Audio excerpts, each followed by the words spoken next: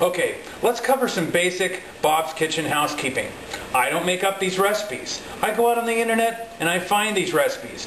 I mess around them with a little bit. Most of my recipes actually are Emerald's. So you can imagine Bob's Kitchen is just Emerald's show if Emerald were a big homo. There you go.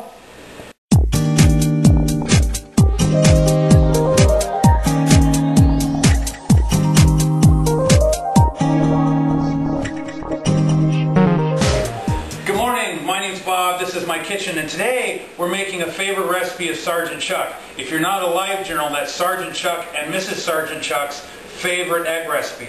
So, the basic ingredients of what we're going to start with is some French bread left out overnight, cut into cubes, or torn into cubes in this case, onions, parsley, a really nice pepper trio, spicy Italian sausage, unsalted butter, ham, but you can use back bacon or Canadian bacon, if you're Canadian, and some lovely Gouda cheese, whole milk, whole cream, and 8 eggs. Basically what we're making is a bread pudding with a lot of savory ingredients.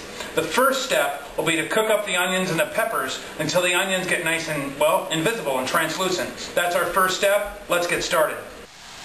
Okay, what we've done is we've finely diced a red pepper, a yellow pepper, and an orange pepper, and half of a yellow onion, and we've cooked it in butter until it's starting to get translucent. Take a look. See, as we're cooking along here, the peppers are giving it a nice color, the butter and the spices are going to do well. We'll cook this a little longer until some of these bigger onion pieces get a little more translucent. Then we'll take it off the heat, add parsley, and get onto the meat. So, we'll be right there. Okay, you can see that nice color we're getting, and the onions are starting to get all transparent. So now we're going to transfer this to a bowl and add the parsley.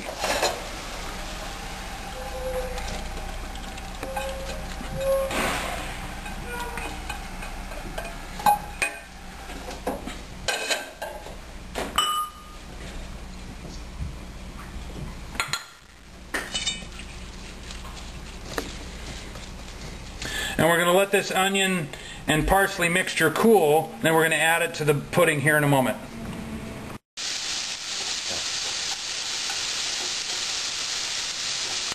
you press the button? Yes, I did. Oh, okay. Ha ha! Okay. 1, 2, 3. Okay, we've got the sausage all browned up and ready to go. We'll add our ham. And we'll simply brown this ham up a little bit, because it's going to cook again when we bake this. And I got extra lean sausage, so there's not a whole lot of fat to this. But once this browns up, we'll put it on a paper towel just to make sure it's nice and dry, and set it aside and get to work on the egg mixture. Okay, we finished our meat and our vegetables. Now we're going to whisk the eggs and soak the bread. So what I've done here is I've taken 8 eggs. It's soaking in 3 cups of whole milk, half a cup of whipping cream, and some Italian seasoning, fresh ground pepper, and kosher salt. And we're just going to whisk that together. And when we're done, we're going to soak our bread. Okay, our bread that's been sitting out on our counter overnight and getting nice and crusty is now going to soak up this egg custard. It's pretty amazing. We're just going to leave that in there for 5 minutes. And that's going to get all coated with the spices and the egg and get ready to make our savory egg pudding.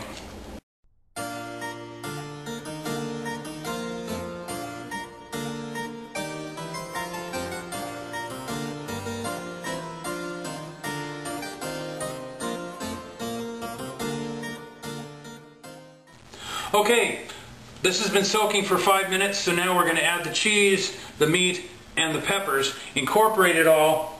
Then we're going to put it in a liberally greased cake pan.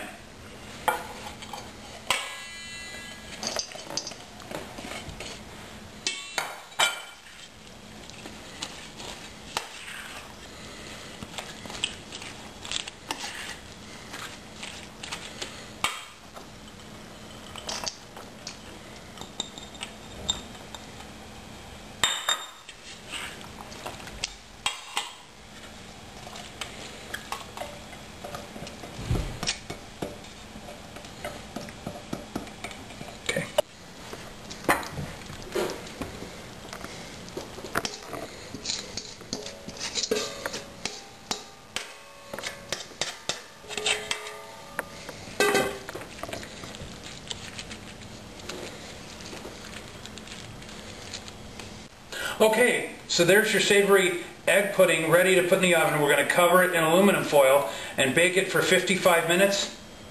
It'll be fantastic. Okay, the second part of our recipe is homemade corned beef hash. I do not make corned beef hash that looks like Alpo out of a dog food can.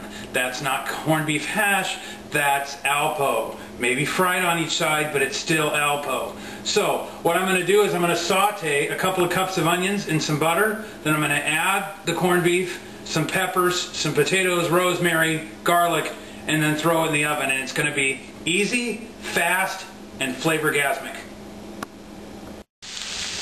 Okay, our onions have started to brown and our peppers are in there. We sauteed this in a half stick of butter and a sprig of rosemary. And now we're going to add just a little bit of garlic.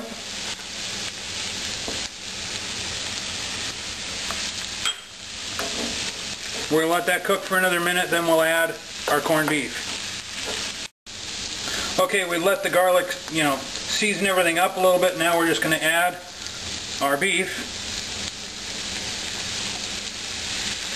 and we'll stir that up until it's brown. Okay, so we've cooked our meat down, we've got it browned, it's almost ready to go, and we're going to put it through the food processor so we can create this kind of fine consistency. Then we're going to mix it with our potatoes and bake it. Okay, we're ready to pack in our corned beef hash and get it in the oven.